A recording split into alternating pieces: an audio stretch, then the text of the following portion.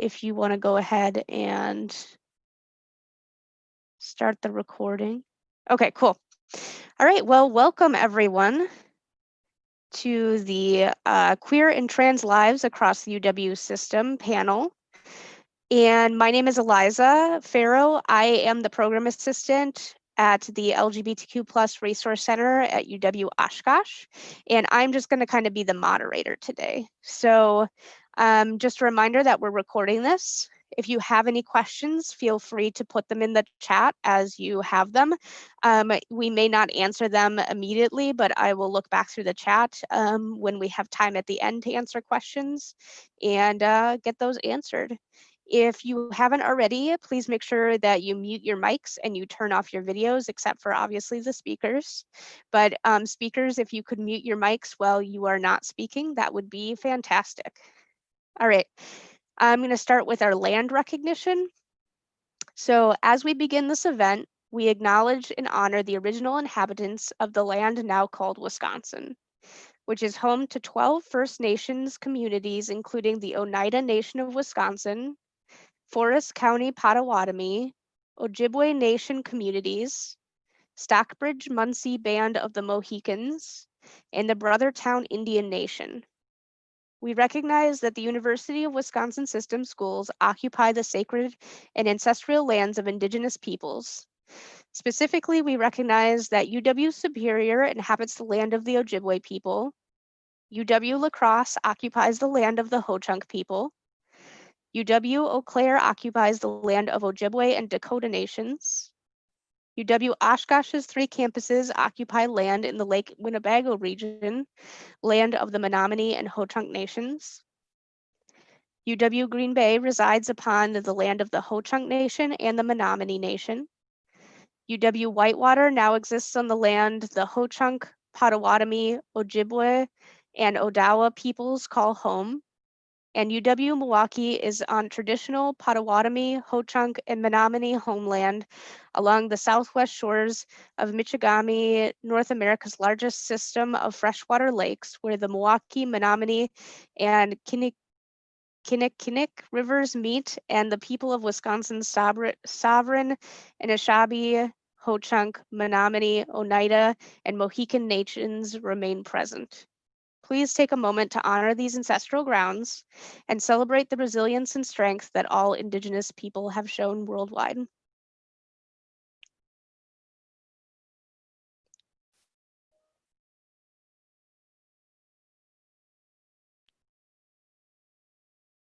Thank you. All right, so how this is going to work is I'm going to ask some questions, and I'll, just for the sake of clarity, list off folks to answer them in so that we answer them in an order and people aren't wondering who's going to go when. So I'm going to start off by having our panelists introduce yourself, your title, your institution, your pronouns, your identity, and talk about your journey to becoming a gender and sexuality center director or coordinator. So let's go ahead and start with Stacie.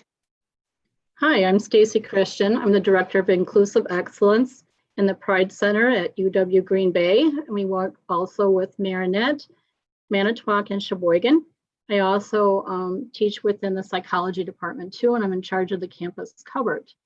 So what is real important about us is the journey to have a Pride Center is that there was a group of individuals that started the Pride Center, created a room for the internship. It was Christine Smith and all kinds of people were involved at that time. Christine Smith, Philo Lee, a couple other individuals that don't work at the campus anymore, and they just want to create a safe space. And then maybe half a year later, we started creating what was called a resource center, and that developed into what's currently called the Pride Center. We have been here for 8 years. Initially, I was there 10 hours a week for a period of time, and as of last year, my time is full time, although I divide that between Inclusive Excellence and the Pride Center. And that would be our story. Awesome. Chris. Good afternoon, everyone. My name is Chris Jorgenson. I am the director of the Gender and Sexuality Resource Center here at UW Eau Claire. My pronouns are he, him, his. As far as my identity, I'm a big old gay, really. As far as my journey to becoming what is now the director of the center, I had no intentions ever of working in higher education or being the director of a gender and sexuality resource center. My path through higher education was always very circuitous. I left my first bout with higher ed, left 12 credits shy of graduating with my undergraduate degree, and moved to California for 9 years, then came back in 2008 to finish, and had no intentions of staying in Eau Claire, honestly, because I was moving from San Diego and Los Angeles.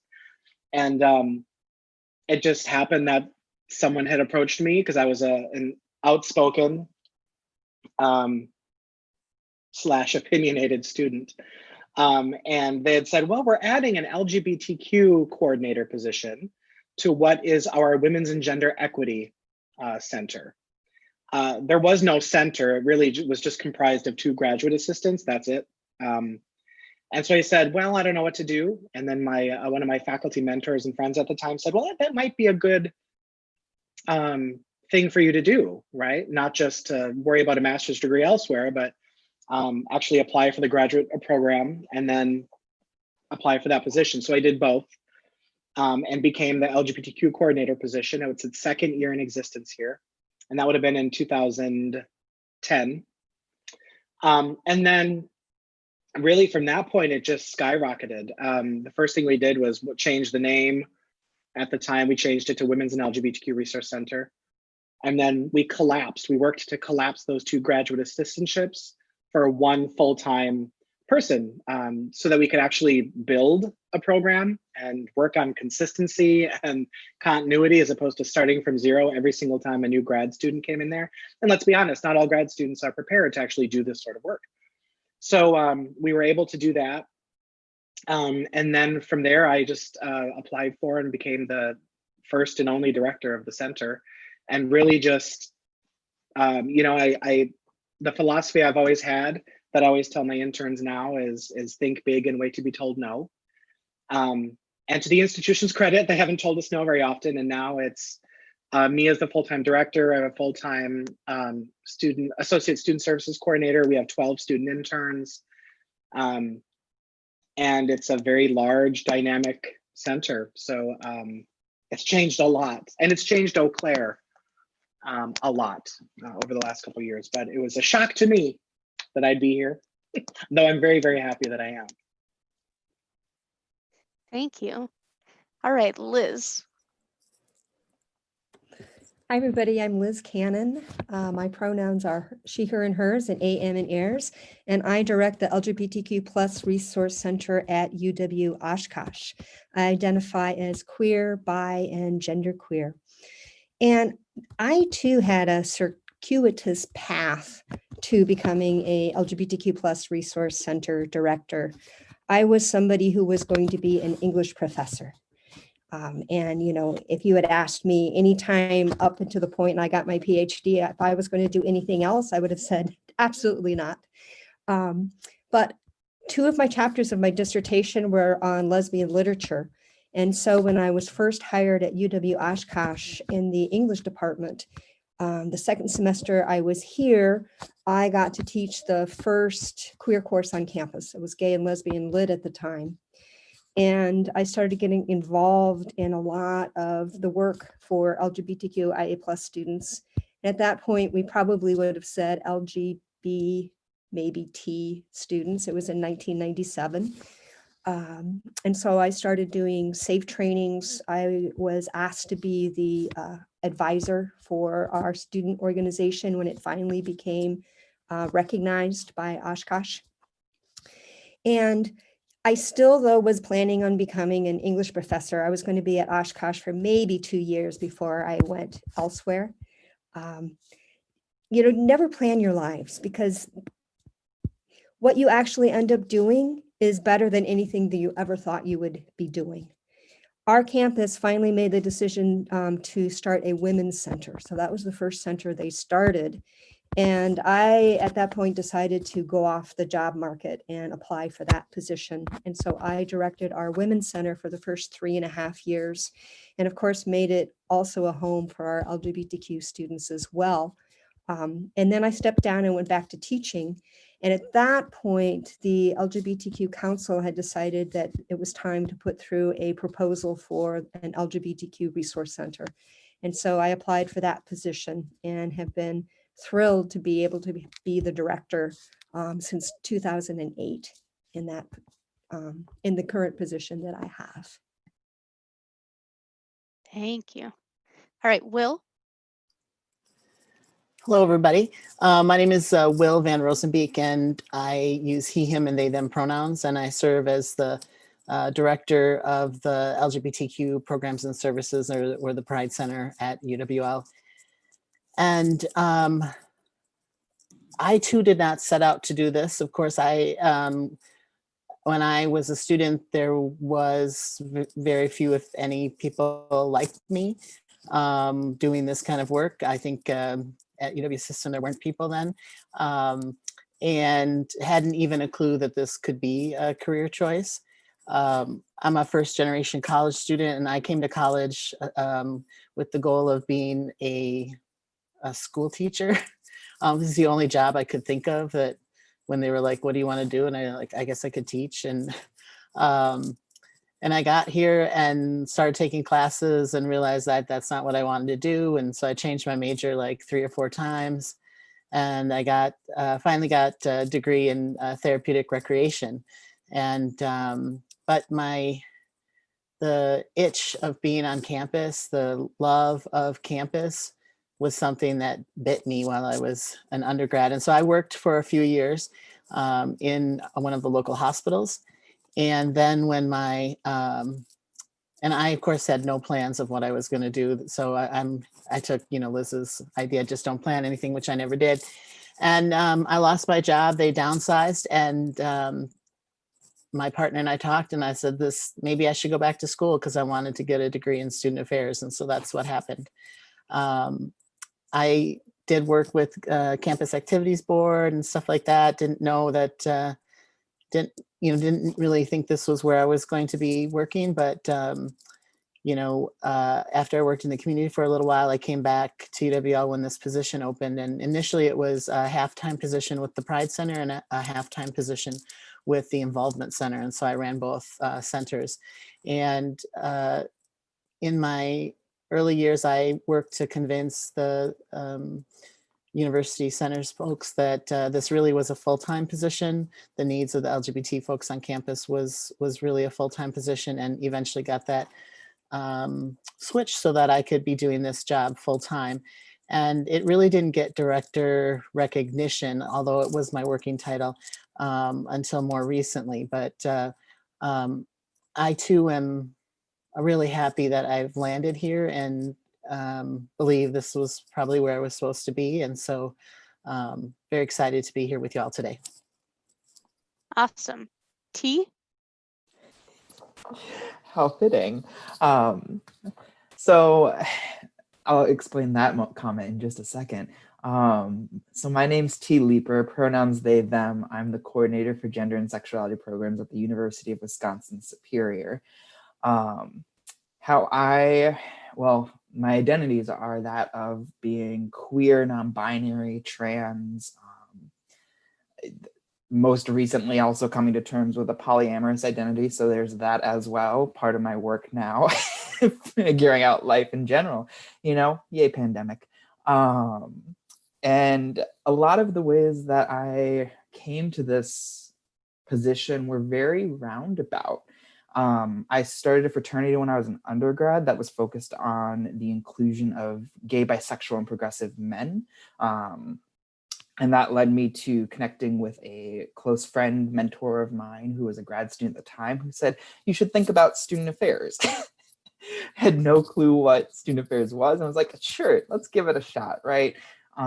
Which then led me to a 3-year process of thinking through what I wanted to do, thinking I wanted to be in Greek life and fraternity and sorority life, then the reason why I make the comment I did is because I applied to a grad program at the University of Wisconsin-La Crosse, and on a plane going to Kent State out in Ohio, I was looking at the folder and decided I wanted to do my master's program at UWL, and that's where I met Will, who was my supervisor.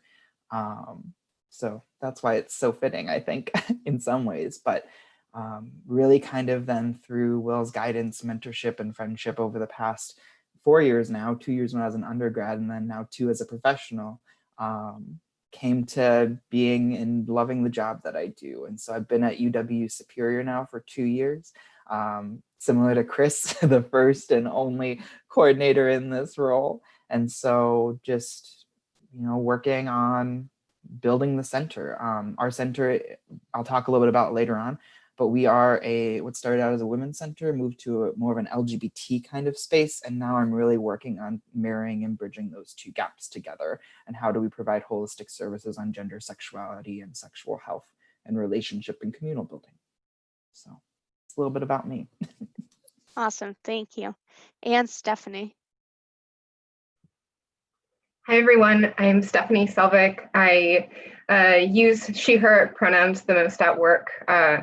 And my title is LGBT coordinator at UW Whitewater.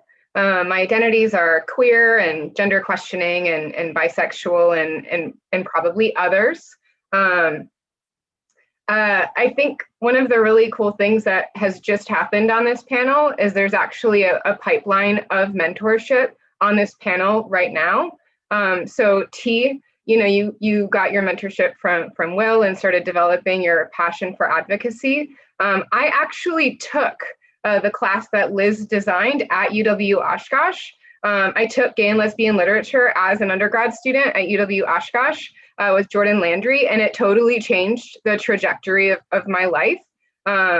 Like Liz, I did go to school to be an English professor. I got my PhD in English, but I didn't know that I could do LGBTQ studies in literature before I took that class. I just didn't know that it was an option. Like Chris, I had no intention of being a Pride Center director. I actually didn't know that Pride Centers existed as an option. I just, I never had one at any of the schools I went to. Even my grad school, I went to grad school at the University of Miami, Florida. Miami is a wonderfully queer city, but they didn't even develop their own Pride Center to the year I graduated. So truly, I just didn't see it as a career path. Also, sort of like Chris, I was born in Wisconsin and then I happily left on purpose, never wanted to come back, never thought I would come back. And even as I was getting on the plane for my interview at UW Whitewater, I was like, God, this job looks so great on paper, but I couldn't possibly live in Wisconsin, I'm for sure not going to like it. Like I couldn't even imagine it, And then I got on campus and was completely blown away. The students on our campus are amazing. They're courageous, and they're advocates. They're doing really important, difficult, inspiring work. And I was like, I get to work with you all? like that's actually the dream, but it's the dream I never knew that I had. So that's my journey, right? I thought I would be a professor. I thought I would be an educator, and I certainly still am. I still teach, and all of us do education as part of our roles, but just didn't have the concept of this as a possibility, which is sort of what I've come to expect and come to love about doing advocacy work, is that all of us are sort of building these more beautiful futures that we have not yet experienced. And so I can't wait to see what our center looks like in another generation. And I can't wait to see like what the possibilities are in another generation. Because when I was training, I just didn't even know that I could get paid to do advocacy work like this.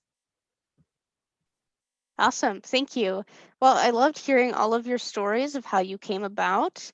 And some of you have touched on this a little bit, but let's talk a little bit more about what the title of your center is and the history of your center on your campus. And let's go ahead and start with Stephanie again. Yeah, so our center is called the P.B. Poorman Pride Center. It's named after late psychology professor and a serious UW system mover and shaker, P.B. Poorman. And I'm actually in the process of compiling some of our queer campus history, because so many of the bearers of that history, like P.B. Poorman, have since passed away. And we just haven't done a really good job of actually documenting and archiving like our presence. So we're in the process of excavating some of that. What I can say is that the center itself started in 2008. So pretty recent in comparison to some campuses across the system. But LGBTQ students formed the very first student organization on campus in 1988. So at that time, it was called the Gay Student Union. And students were organizing then really in response to hostilities they were experiencing during the HIV/AIDS epidemic, experiencing on campus and experiencing in their homes of origin. So gay male students in particular really came together and claimed that space. In the same year, the Women's Studies Department started a Sunday night lesbian support group, which was pretty awesome because my position is actually connected to academic affairs and student affairs. And we see that history starting all the way back in 1988, that professors in women's studies were doing some of this work and some of this lifting, and students themselves were doing this work. You know, it's not until 20 years later that the center starts, and it's not until 5 years after that that we get our first coordinator. So the first LGBT director was hired in 2013, and I'm the second, and I came on board in 2016. Thank you. All right, Stacie.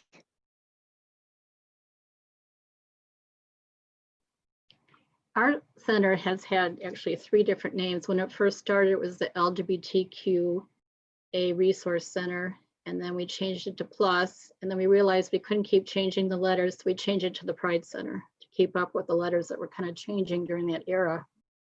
I have to put a little bit of my own history in there here to understand how the center came about too.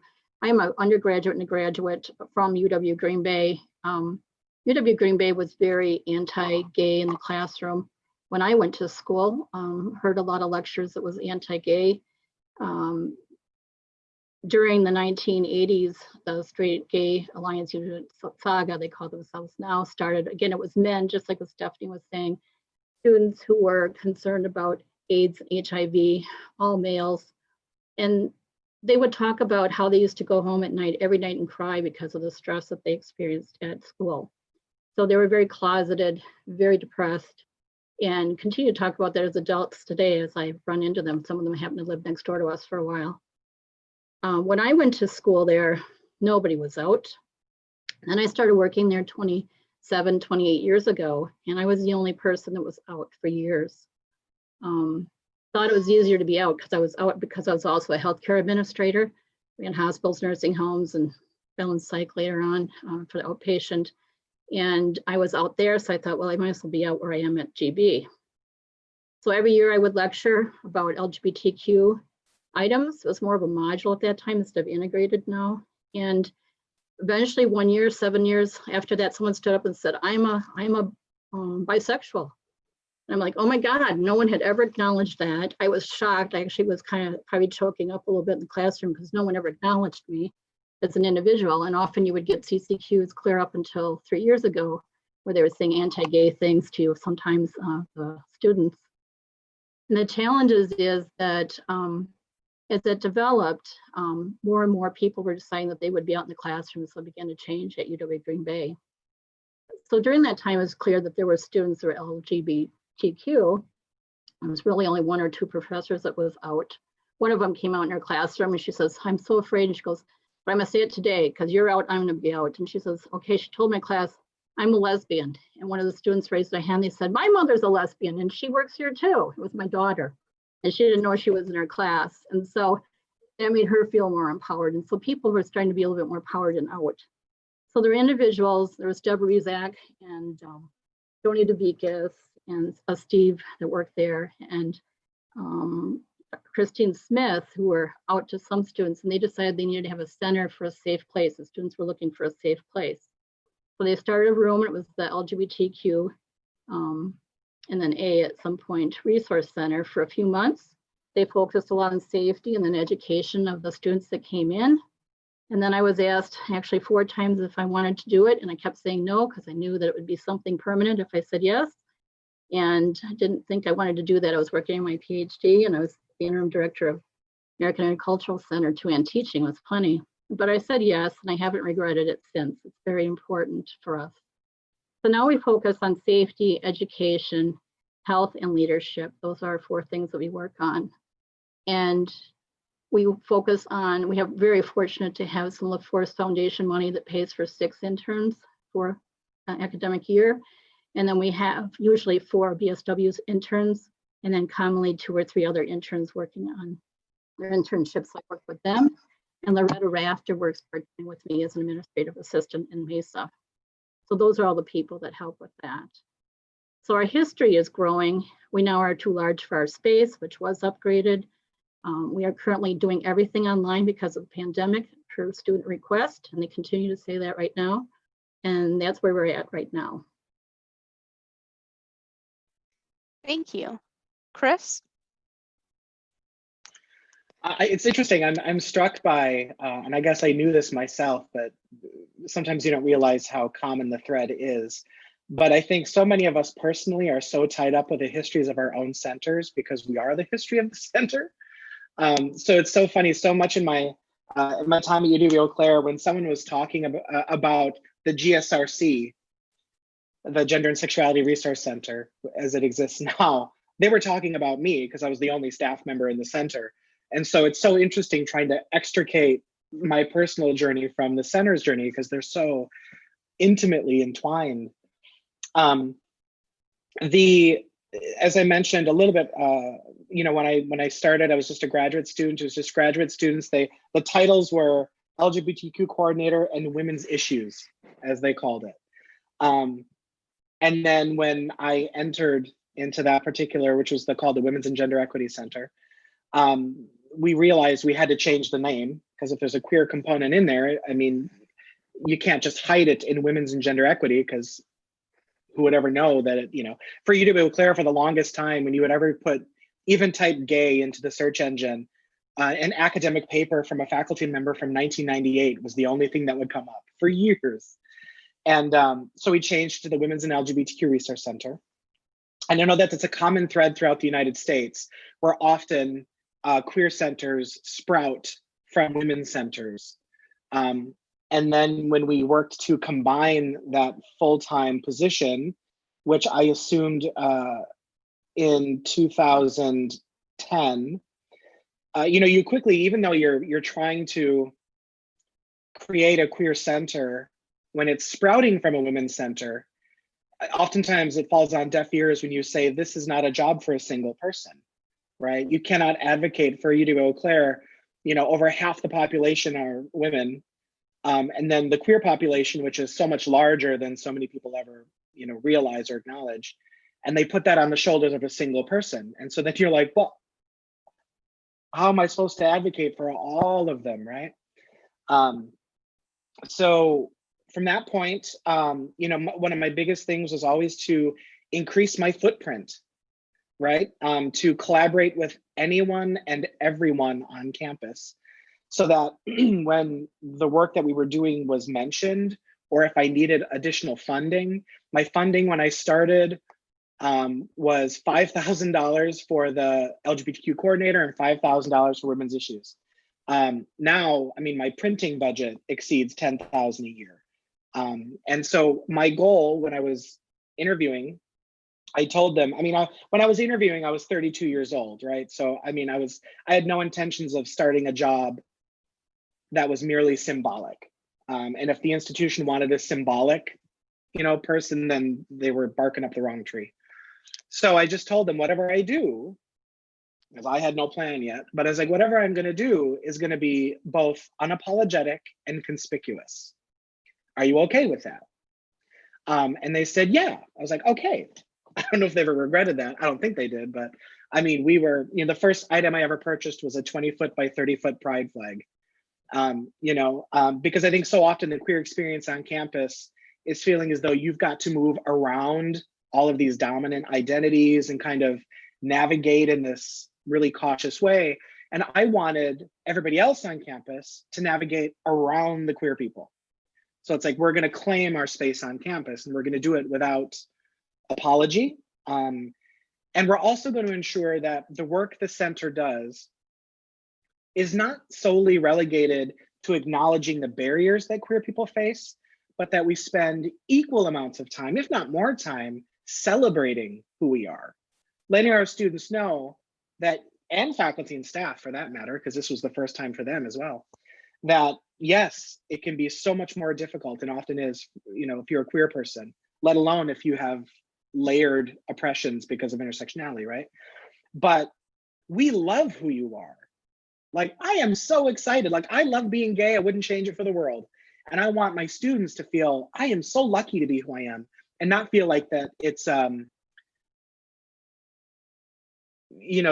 they have to apologize, right? Or that they wished they were someone else. So, so for a while, as Stacie had said, we were the Women's and LGBTQ Resource Center. But again, when you have that acronym, not only does the acronym fluctuate all over the place in length and letters, but I always knew whenever I invoked the acronym, I invariably would omit someone. So then I changed, I think 4 years ago, maybe, I can't remember.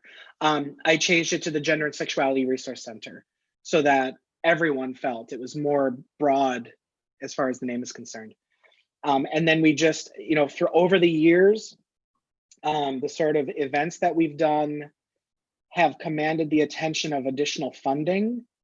And, when you get different rankings nationally and statewide, it gives you leverage for asking more money from the people who have the power to give you money.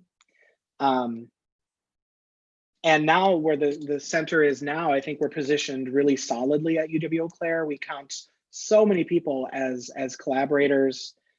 And now we're kind of moving it aggressively to an acknowledgement that if you really want to advocate for queer people, you have to staff a center appropriately, right? And I'm glad, I love my, some of the other directors have met Callie, who's my Associate Student Services Coordinator, who's amazing, and who should be a director or however far she wants to go in student affairs, because she's really brilliant. But we should have a full staff, right? I want a full-time trans student coordinator. So that person's full-time job is to advocate just for trans students, right? So that it doesn't feel like, as a human being and as a professional, we're fractured constantly, right? Trying to, and I think, trying to also acknowledge that we are queer ourselves and are often navigating the same things our students are. So I think the future of the center hopefully is an aggressive future. It's one that continually pushes the institution to confront its own lack of awareness, I think, whether it's whiteness, whether it's, it's ableism, whether it's, classist, whatever. So it's exciting though. I think that's one thing, as Stephanie had said, never thinking you'd ever be happy in Wisconsin. It's still difficult, I think. So, and I'm like, I have Minneapolis, St. Paul, which is nice because it's a quick jaunt. But what I absolutely love about working where I do and where we do is the change that we affect and the efforts of our students and faculty and staff is tangible. I mean, you see the inroads you make in ways you wouldn't, I think, in other atmospheres. So in that part, it's really energizing. But so that's just awesome. A pinch. Yeah. Awesome, thank you. And Will? Thank you. Well, I think every campus is different how this can happen, and anytime you have a chancellor change or a dean of students change, things can hopefully go better, but sometimes you don't get a champion, and certainly working in system has been a challenge because of all the budget cutting that in the 20 years that I've been working for UW system, this budget up and down thing has happened. Boy, I feel like 6 times, maybe 5 times. It's kind of been an up and down, always hoping you're not the one getting cut. So the Pride Center at UWL started in the early 90s. There was a assistant director of university centers, or the union, who was making a lot of connections and had a lot of connections of faculty, staff, and students who were LGBT. And they, were sharing a lot of concerns that there was nothing at UWL for them. There was no support. They needed, some kind of support. They needed the campus to show that they acknowledged that they existed. And the assistant director was able to work with the dean of students to share this concern. And then they brought, the dean of students brought that forward to the chancellor, and our only female chancellor, Judith Kuipers, was the one who received that request. And she very much wanted to get the information. And so she put together a task force of people across campus. And I think there's maybe everybody is either retired or left the university that started that, but they got together and they spent a lot of time planning, and they did focus groups, and they did surveys, and they were getting information really from everybody, faculty, staff, and students, and assuring people that the information that they were sharing would not go further, which many folks were nervous to share that, because I don't feel that really there was really any truly out faculty or staff at that time. And they came back with lots of information, and we actually have all that information. We're going to be scanning that information in and then giving the originals over to our archives so that we don't lose that history, as Stephanie said. And one of the outcomes was we think there should be a center on campus. And so it took a little while to plan that, but in 1995, they started the first, and at that time called the Diversity Resource Center. And I think the reason they got it to be a go is it wasn't only going to be focused on LGBT issues.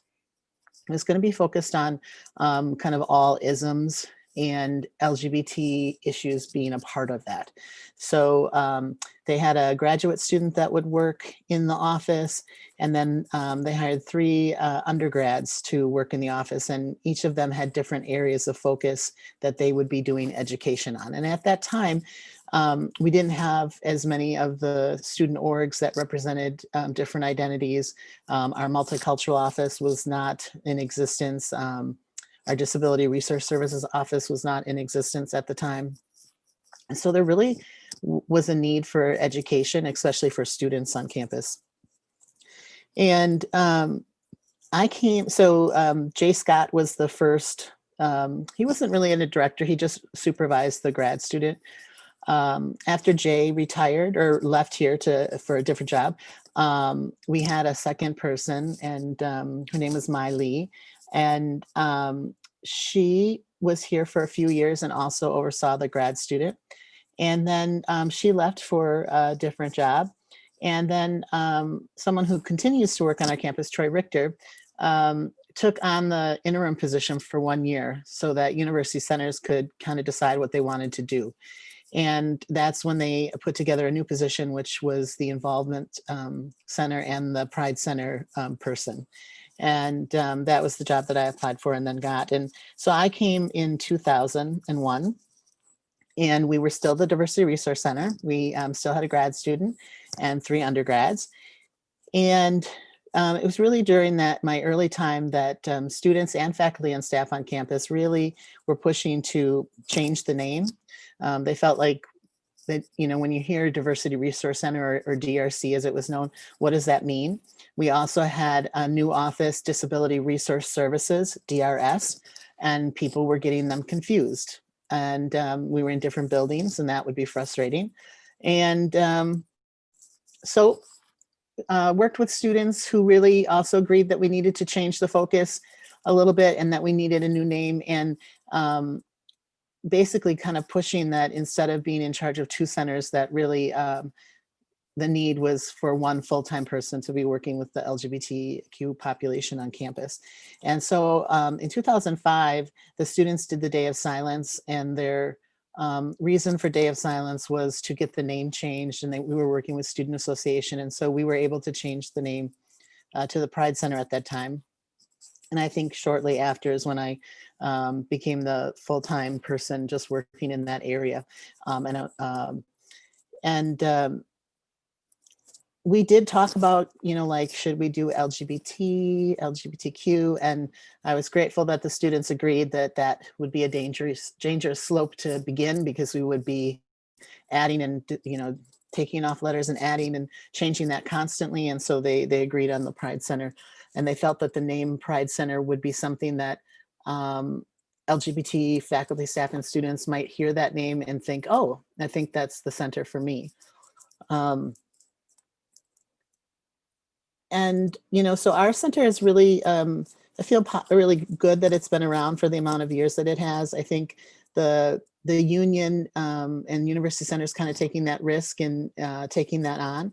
I know there was some fights with the Student Association about if there was a need, and some negative things that, kind of came out in Student Association. I think one of, maybe in 2000, we did some chalking, and then there was anti-chalking. So, there's kind of been some ups and downs in regards to how the campus community accepted us. But I do feel on our campus, we are seen as a key player, and, an organization that faculty, staff, students, everybody, I think, has come to trust. And so, oh, and I forgot to say my identities when I introduced myself, sorry. I identify as a trans man, also identify as queer and pansexual. Thank you. Liz? So I think I'll start with the history. We started the LGBTQ Council in 1998. And one of the things that we immediately talked about is we wanted a center, but we knew the campus wasn't ready for a center, and we knew we had to do a lot of work on climate before we could even propose a center. And so focused on safe training and educational programs. And then we reached that point of trying to decide when is the right time to put a proposal through. And we realized we had two choices. One was to wait until there are actually funding to do it right, which would mean a substantial space, a full-time director, a full-time program assistant, and a significant operating budget. And we knew that if we put it together before that, we wouldn't get anything that looked like that. But we were pushed into putting our proposal through because of the 2006 elections. That year in Wisconsin, there was a referendum that basically wrote into the Constitution a ban against same-sex marriage. And we had told administration that we had to be proactive, that there were going to be problems on campus. And there was a lot of microaggressions. A couple became actually physical. Our students were afraid to walk across campus and go to classes, and a lot of unrest. And so in that spring semester following the election, finally our administration decided to become safe trained and started talking about moving forward. And we realized we had to have a center. So we put the proposal through, and pretty much happened as we expected. The space we got had originally been a closet in a building on the edge of campus. I was hired as a 50% director, and so I still taught 2 classes a semester. And our original operating budget was $5,000. I'll tell you that last year our budget was $3,300. And so instead of going up, it went down over the last, we started the center in 2008. And I will say my position is now 75%, but we haven't hit that 100%. And so I'm still teaching 1 class each semester.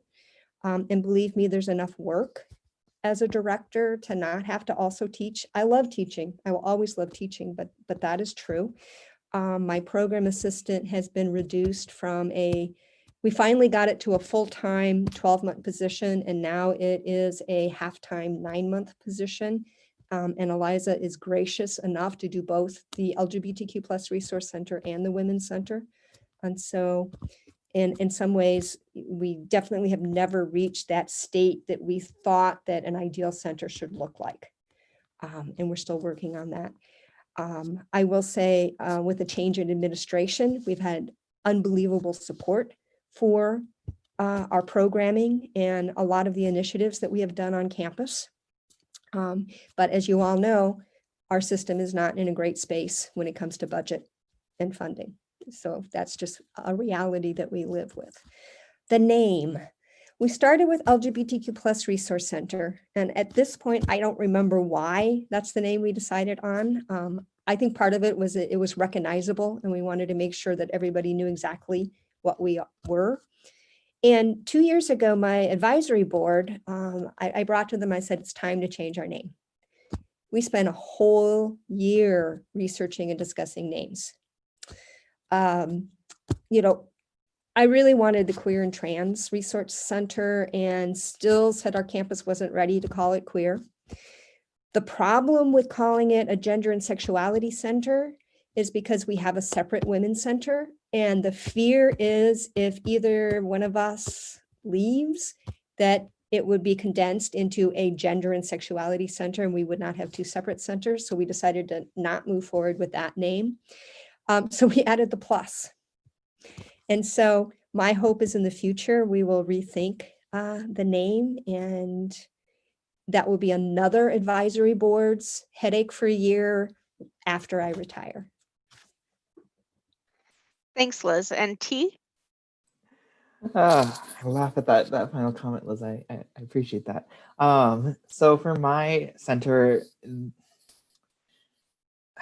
it's kind of hard to summarize because I am just actually a part of more recent history, going back to Chris's thought, actually, when we think about some of the history of centers and whatnot. So the Gender Equity Resource Center started out what was called the Women's Resource Center, back actually in, I think it was the fall of 1969 going into the spring of 1970. So we've existed on campus in some capacity over that amount of time. In that moment though, right, back in the 1970s was similar to how Liz was mentioning the space there as well, where it was, you know, kind of I think like a closet in a sense as well, and kind of just its own little area, taken on by some of our gender and our women's studies faculty members at the time. And then over the years kind of slowly built. So we did, at one point, the center had a permanent place in our old Rothwell Student Center when that building was still on our campus.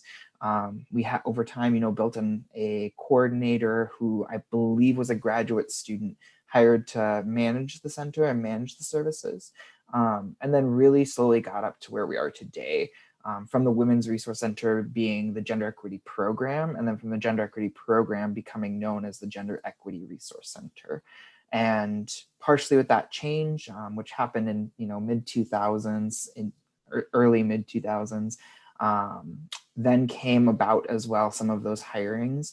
I want to say it was about the 2010s when we started this, but the hirings of student staff as well, to help manage some of the programming, manage some of the services as well. So that's kind of a brief history. And like I said, my position is very new. So when I say I'm part of the history right now, what I specifically mean is expanding those services, right? So I got here back in 2018 after I just wrapped up my master's program. I've been here since, and my goal is really to start expanding our services beyond just awareness-based services, right? So that for me means focusing on gender, it means focusing on expression, attraction, relation, and also sexuality, and kind of encompassing all of that within my space. Partnering with our close colleagues and campus partners and also our community partners, right? Just across the bridge in Duluth, we have we have where originated the Duluth model for power, privilege, and control, for that power control wheel that some folks use in their trainings. And so that's a historical piece of this as well, right? So how do we connect with all of that? So in some senses, tapping back into that history as the Women's Center is the big thing for me right now. Going back into how do we bring some of these people and these identities back into the forefront, as for a while it was mainly just LGBT students accessing the center, and that was kind of what it became known as, the gay space, which is perfectly fine as always, right? But especially when we exist, I want to make sure, and this is why I always like to put in our promotion and our materials, that we are a women's and an LGBTQ2+ space. And specifically why I name that is to make sure as well, we are a campus that is close to the Fond du Lac Reservation, as well as close to the Red Cliff Reservation out, oh my gosh, out in Ashland, in the Ashland area. And so it's important for me to recognize and name that, and also honor the fact that for some of my students, right, especially my Two-Spirit identified students, I want to be incorporating that identity and third gender identity within our services, within our spaces, and talking about that. And as well as talking about the experiences of women and gender nonconforming students and all of that. So really just broadening out our services and our reach right now is my main goal, my main push, and where we're moving forward in the history is to kind of tie this all together and figure out and feel out how we can bring this together while still being true to ourselves and true to our students. Awesome, thank you. Really briefly, I'd like you all to talk about where your center is currently housed, like who do you report to, and how your center is funded. So if we could just do this really briefly, that'd be cool, because there's lots of other questions I want to get to that are super awesome as well. So let's go ahead with you right away, T. Yep. So where we're housed is our primary academic building on campus, Swenson Hall on the first floor. So luckily kind of just right there in the main portion, right? For students to access. I report to our Director of Equity, Diversity, and Inclusion on campus as a part of the Department of Equity, Diversity, and Inclusion. And then my center is predominantly funded through well, not even predominantly, it's funded completely through student segregated fees. And so student funds that come to campus through students on our campus.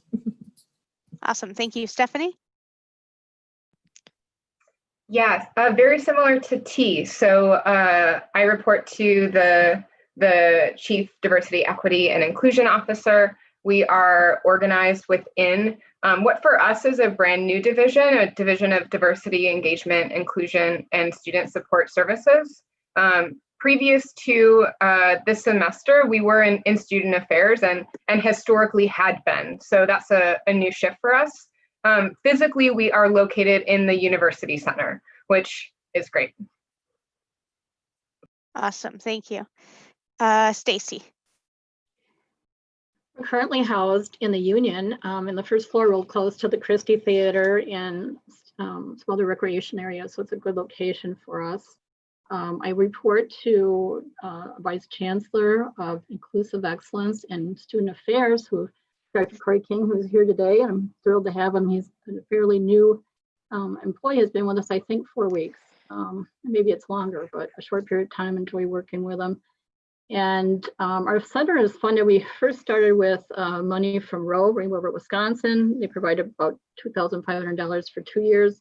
Then we received money and divided $5,000 between 3 deans. More recently, we have a budget of $15,000, which comes from students in some other budget areas. And Advancement has a grant from us, actually a foundation from someone who covers the 6 intern dollars, which is wonderful. And I have to say, we get other support from other departments. So that's how that we can get along with $15,000. A lot of other places, and we have to give credit for that, who provide money for different events than that. Thank you. Chris. So we have the Bridge, which is our Queer Resource Center space. It's housed in the in Davies Student Center on campus. We are in the next month and a half are going to be expanding the center to double the size, which is so needed and really exciting. Who I report to now, fascinatingly, I've had 7 supervisors in my 9 years. This is my 9th year. I've had 7 supervisors ranging all across campus, really. And right now I report to the Dean of Students, but I also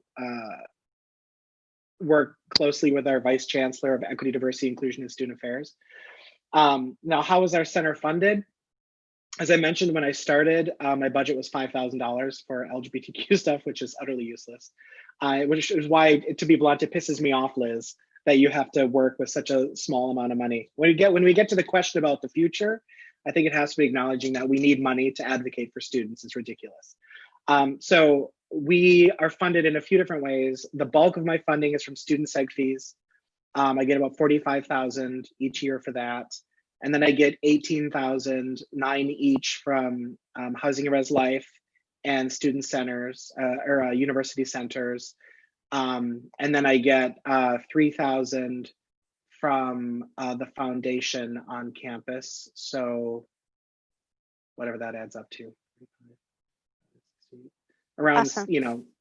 Close to 70,000, I think. Thank you. Mhm. All right. And Liz? So we are housed in the Division of Academic Support for Inclusive Excellence, which is a division that reports to the provost office. And so we're ultimately in academic affairs. I report directly to the AVC of Inclusive Excellence and Chief Diversity Officer, who is basically the head of our division.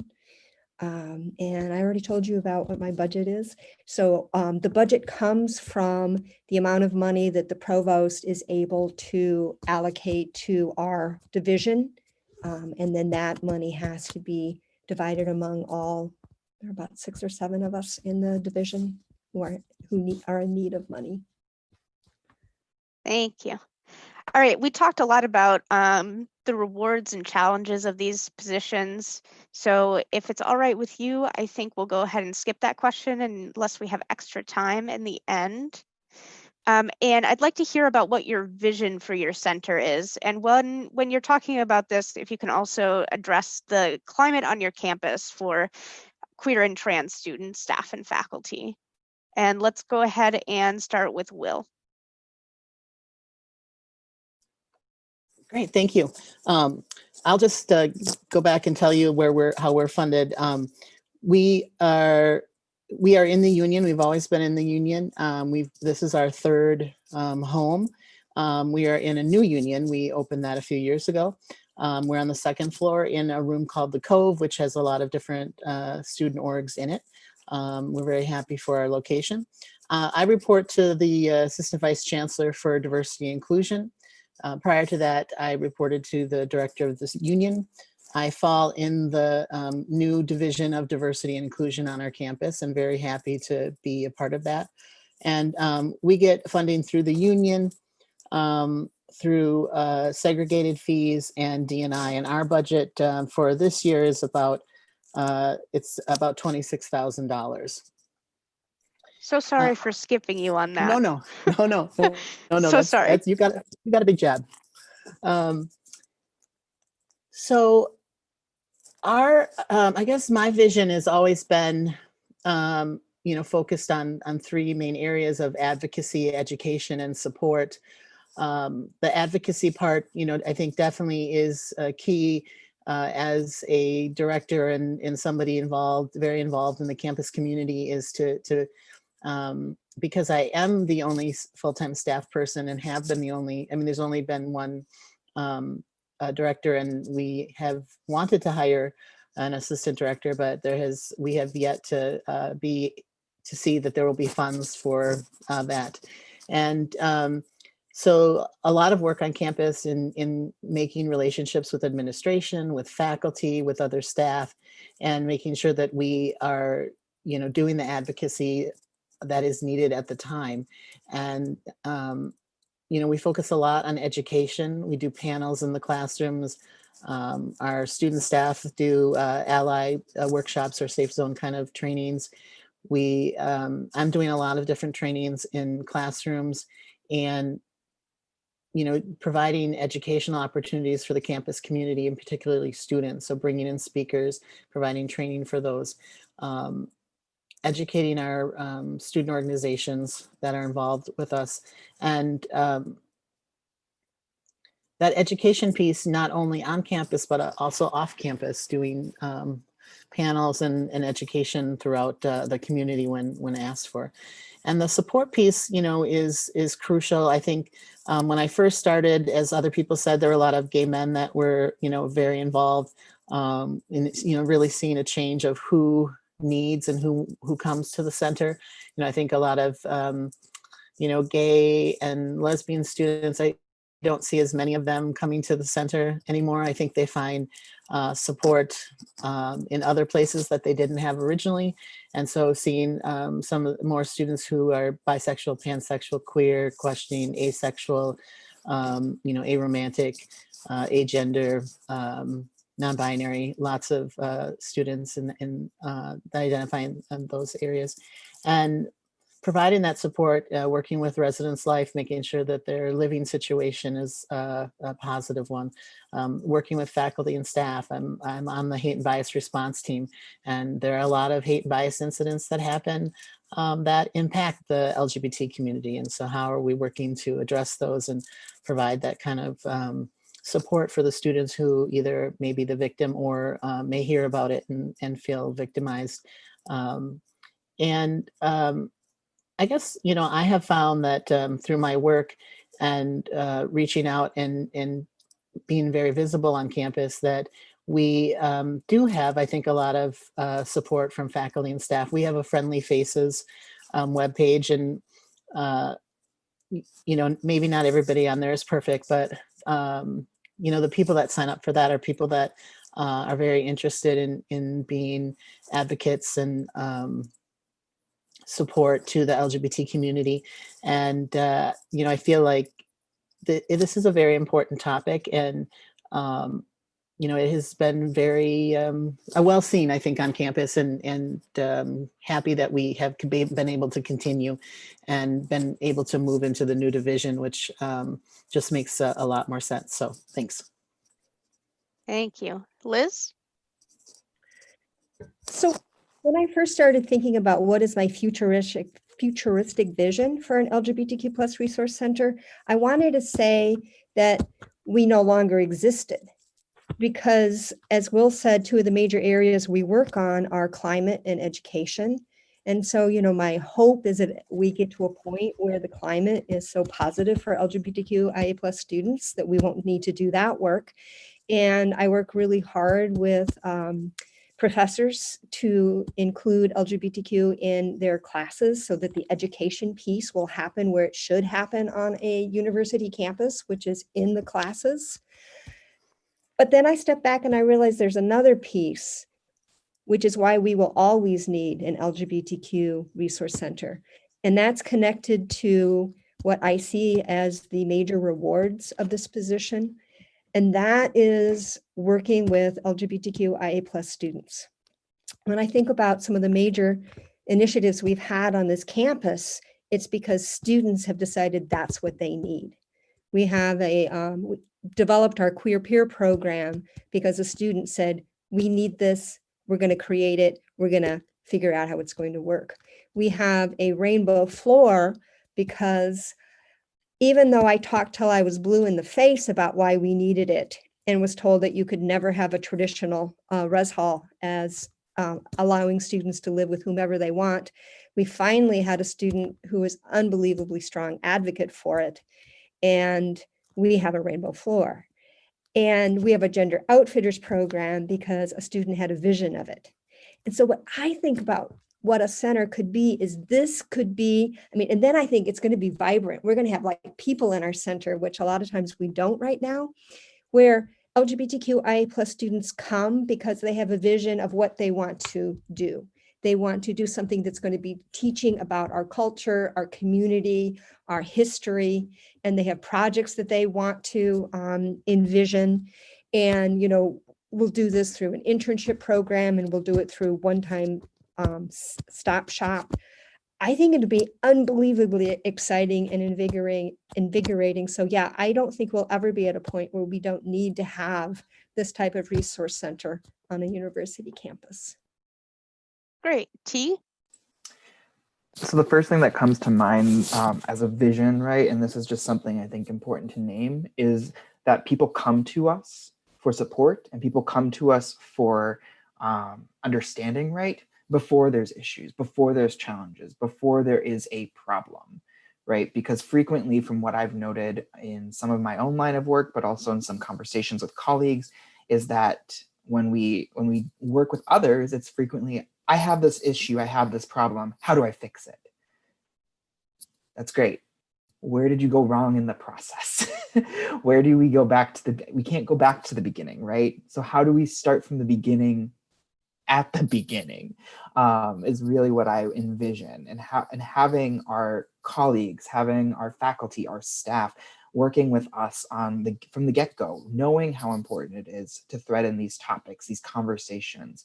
To Liz's point as well, I envision a future where we're no longer needed as a center, though we're needed for support. We're needed, and we're a space that people just exist in and come to and find community.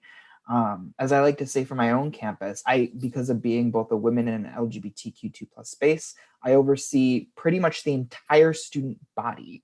And I want my space to be one where people feel that they can just come in, have conversations about relationality, sexuality, romanticism, hard conversations and dialogues about how do we engage with and treat one another in right relation and good relationship that we're not always taught as people and as human beings.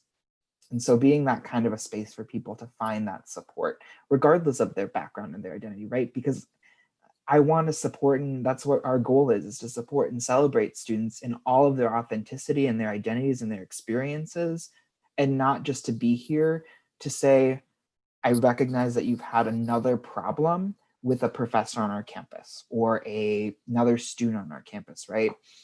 And to that experience and to that statement, I will say that our campus is pretty good about inclusivity. We have a lot of folks who are very much so tapped into and want to participate in our equity, diversity, inclusion certificate offerings, who come to our sessions, come to our conversations, who are engaging with us. And that next step is really taking it to that next level of how do we continue supporting this, right? And really build these processes in prior. So that way it's not an afterthought of how do I support my students, but it's that get-go and centering of how do I support my students from day one, from before they even get here. So that way they know that they have a place and a sense of belonging throughout their time on our campus. Thank you. And Stacie? Here's some of the similar things in other groups here. Primarily, the vision is to make sure that we're always home for the students, even when they leave. We have a lot of alumni to check back in, and I'm always pleased to see how they're doing and what they're doing to advance the community within the communities they're in at that time. I would like to see us, we have what we call Pride Institute, where we do a lot of training, and one of the interns, Liv, goes out and helps me a lot with healthcare.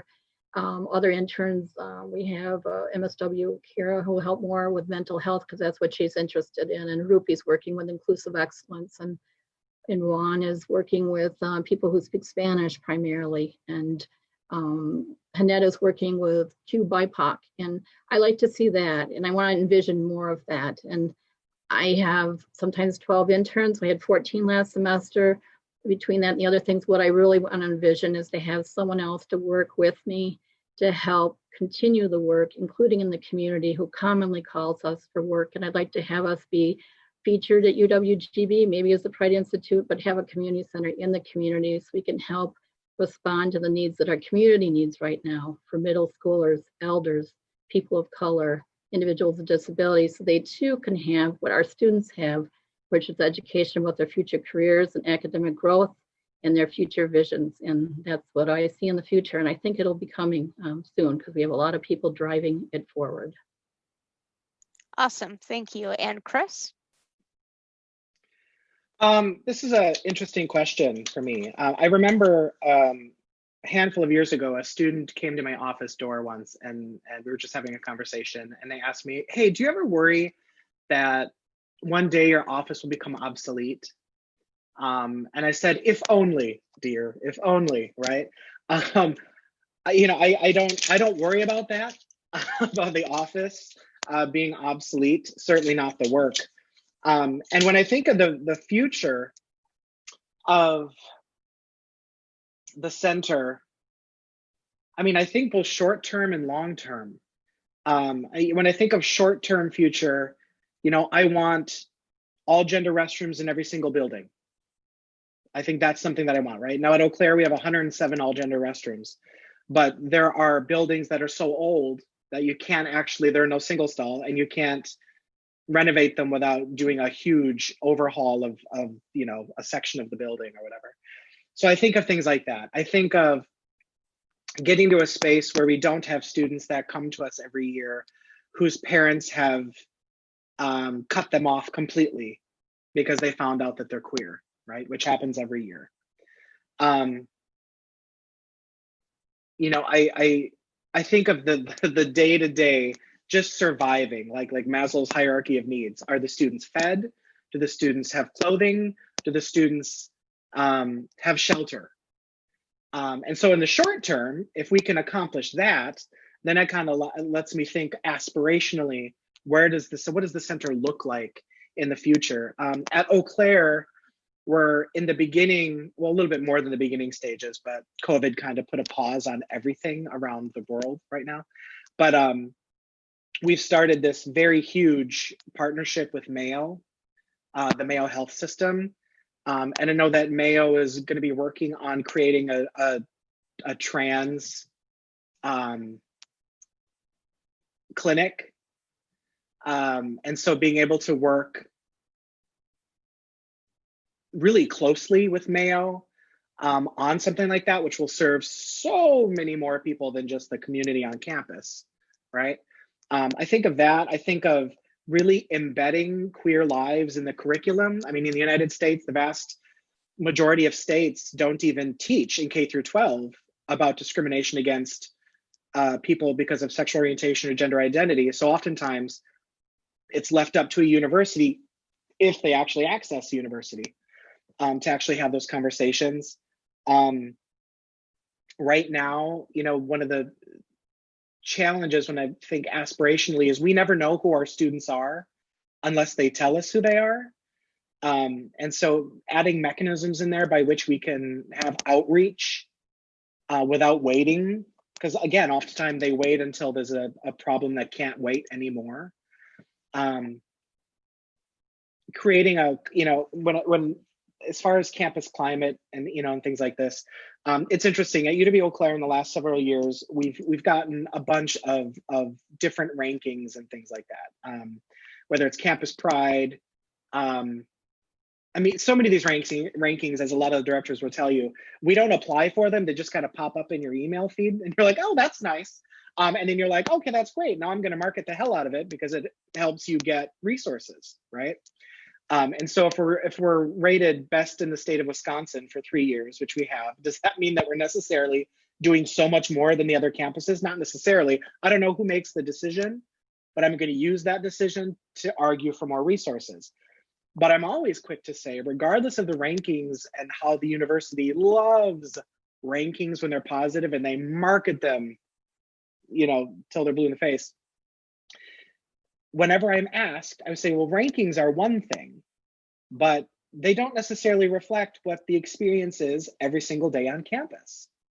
And so for me, being a predominantly white institution, when I think aspirationally about the future of the center, I want it to feel as welcoming and celebratory of queer students of color or queer trans students of color, as much as it does with white students. Now, our programming, we do, right? We spend a lot of time, even our big programs focus heavily on intersectionality and trying to address not just the intersection of identities that people possess, but the power that is attendant to each of those identities and how you can use your power and privilege to mitigate inequity.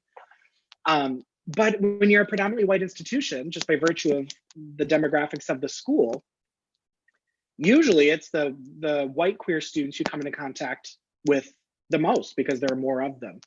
And so what I want is I want aspirationally resources, staffing, infrastructure, a commitment to anti-racism, not just symbolically, but embedded in policy and procedure, so that all of our queer, students, faculty, and staff feel like the institution celebrates them and reacts swiftly when something challenges that sense of inclusion or safety, right?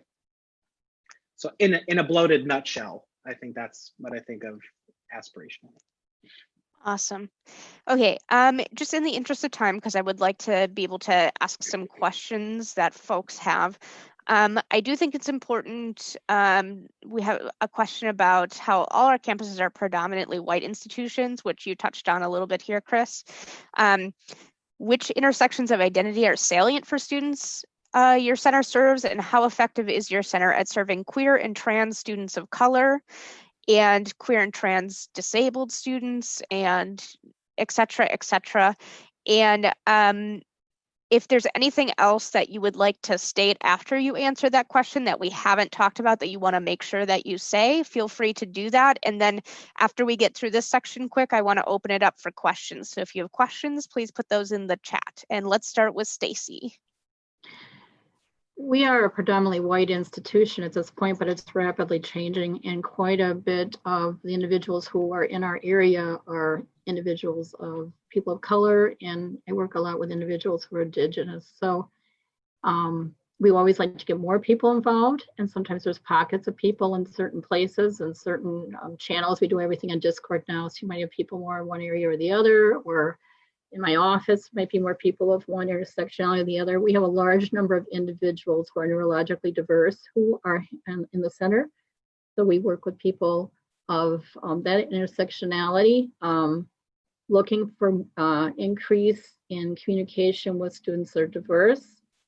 It's better than 8 years ago when if you were a person of color, you would meet in my office upstairs because you didn't want your friends to see you in the Pride Center.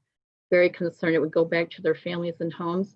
Then about 5 years ago, the people of color often are the most our people, and the people who are white tend to be more closeted. So that has changed in the last few years.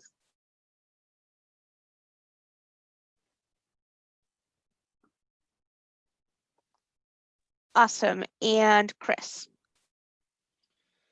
As far as which intersections of identity are salient, all of them, and I think that's the trick, right?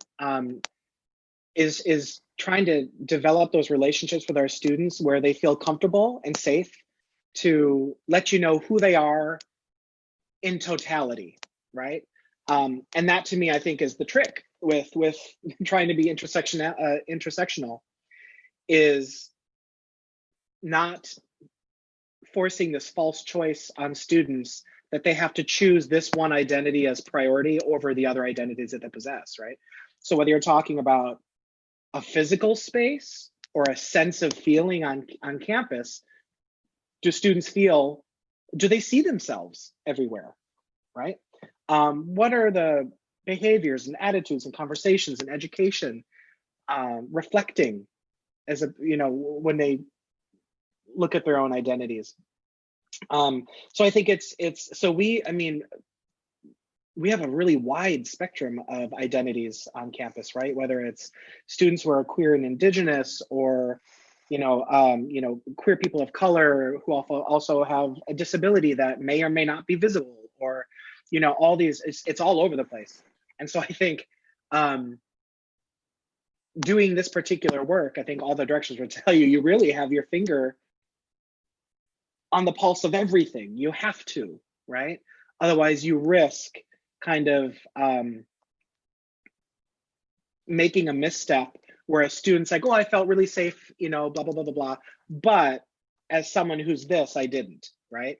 And so I think it's a learning process too, just trying to figure out all the different identities. As far as being effective, I think programmatically, it's the easiest thing to do when it comes to advocating for queer students of color, queer trans students of color. I think of the the Fireball, which is my office's largest event. It's a big drag ball fundraiser, and it's 2 nights and there's 800 people each night, right? So it's a massive event. And we're very particular about using that platform, not just to have fun, but to talk. I mean, the whole thing is a celebration of Black Lives Matter and a repudiation of police brutality, and everything is very obvious and in your face about it. That's the easy stuff, really, to me. The difficult stuff is understanding, as Will had mentioned just a little bit ago, I'm the chair of our bias incident reporting team, knowing that policy can't necessarily change racism or prevent all racism on your campus, right? And so what I try to do is hold our queer white students accountable for their actions and their behaviors and their attitudes and how they impact our queer students of color and queer trans students of color, so that it does feel like a community and doesn't feel, like a white queer community. And so again, it's having those conversations repeatedly every single year, the same conversations, and just holding people accountable, right? And not in a negative way, but just offering education and insight and opportunities to see themselves and their own powers and oppressions in different ways. I tell their students all the time, just because you're oppressed doesn't mean that you can't be another student's oppressor. It doesn't give you a get out of jail free card. You can't. So it's best for us to understand what all of our power and privilege is and what the oppressions we face are, right? So Awesome. Thank you very much. Will?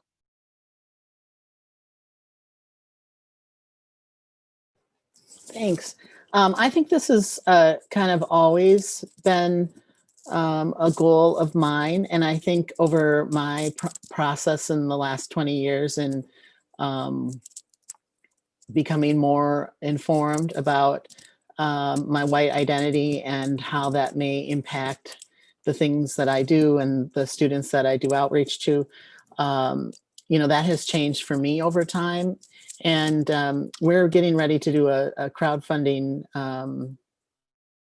fundraiser, and I'm looking back at old pictures, and when I look at those, I see a lot of QT BIPOC students, and when I look at the ones that I see more recently, I don't see as many students of color involved, and it's kind of having me think of what we were doing differently before than we're doing now. And I do think the need for the Pride Center to be proactive and working with our predominantly white students who do come to the space and educating them and talking about these very important issues, and having those tough conversations, especially with the staff, and also being really, involved in other things across campus. We have, a lot of our LGBT students are involved in a program called Awareness Through Performance, which, takes time with those students to grow them, and then they put on a performance and talk about the isms. And I think for a lot of students, that's where they've gotten a lot of that crucial information about identity, and especially their white identity. And we also, I think, we do see a number of students who do come to the Pride Center who have some sort of disability, usually a hidden disability. And I do think that we have been successful in that area in providing a safe environment. And I do hope in the future we will be able to work harder at the getting students of color. We have the connections, and I think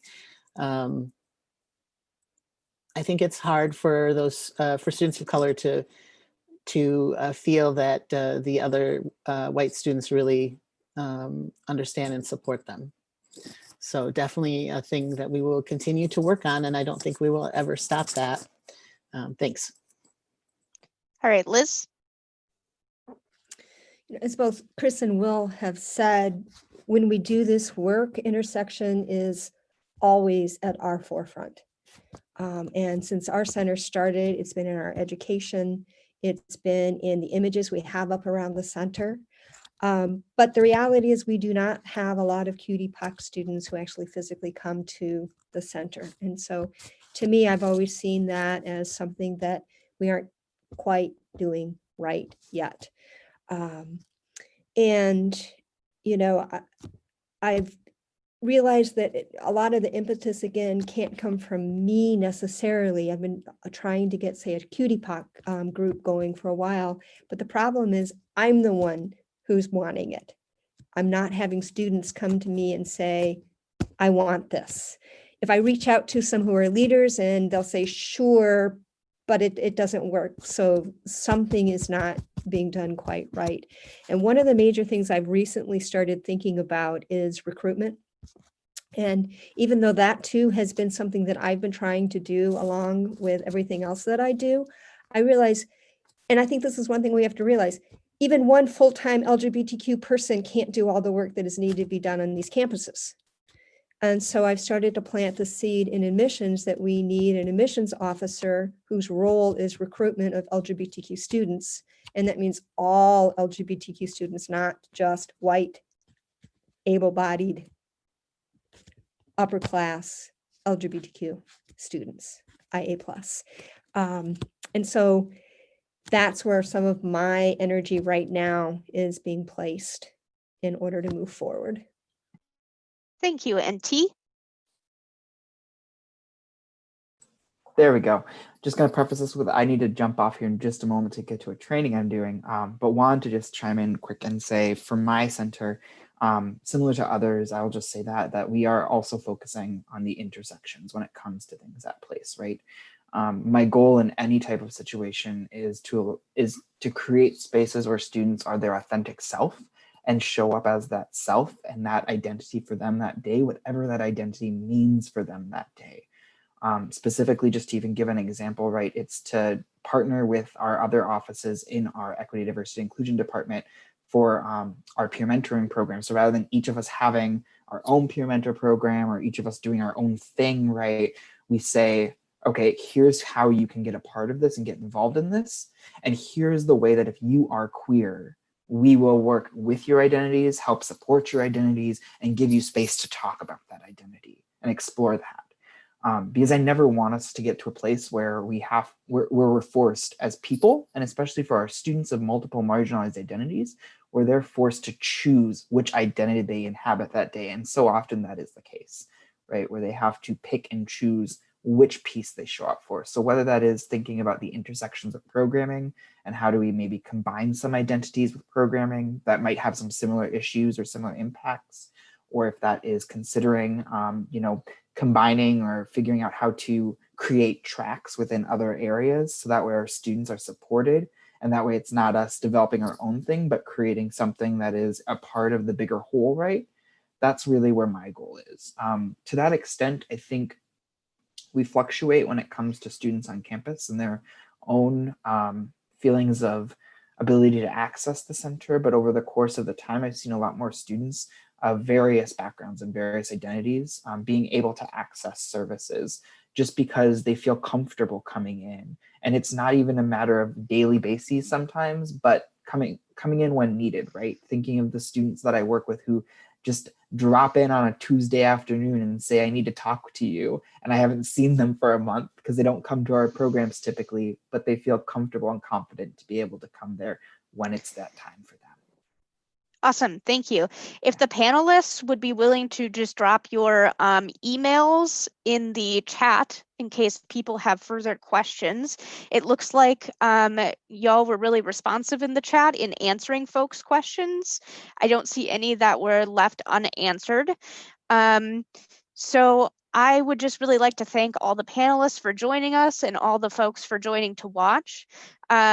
If you have any additional questions that you want to ask people, and for whoever is willing to stick around on the panel, we can do that for a couple more minutes here if you have any burning questions.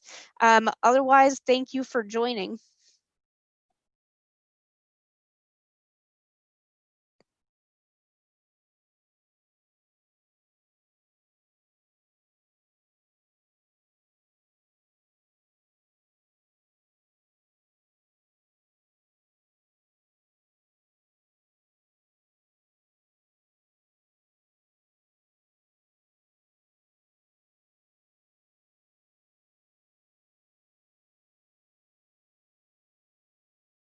All right.